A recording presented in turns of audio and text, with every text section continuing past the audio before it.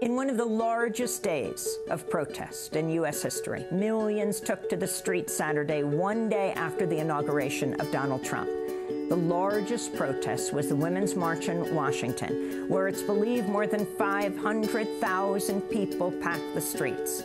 According to crowd scientists at Manchester Metropolitan University in Britain, the crowd was roughly 3 times the size of the audience at Donald Trump's inauguration a day earlier.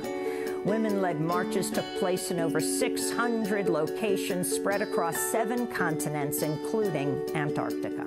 Was there a specific reason why you chose not to join the march? Well, yes.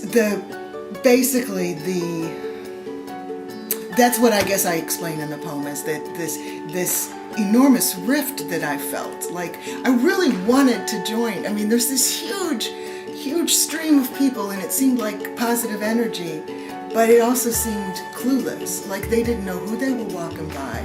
They didn't know who they were impeding. I know the people at the march did their best. They put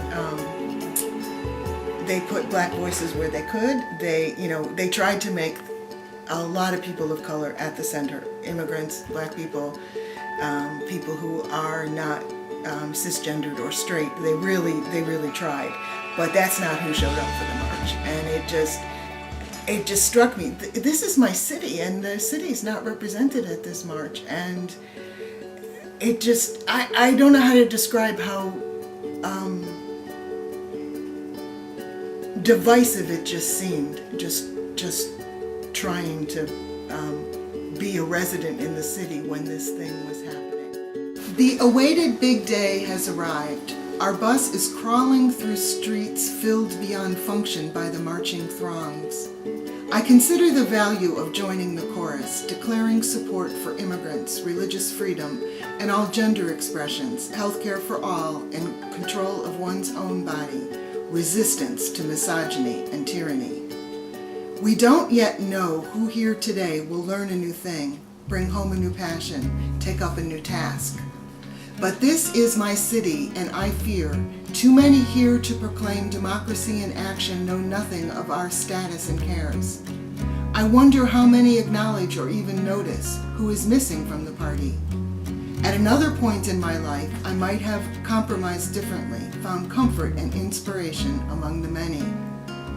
But today, mid-March on the 96, mine is the only pale European skin on this usually somewhat integrated bus route, now stopped at an impromptu police blockade.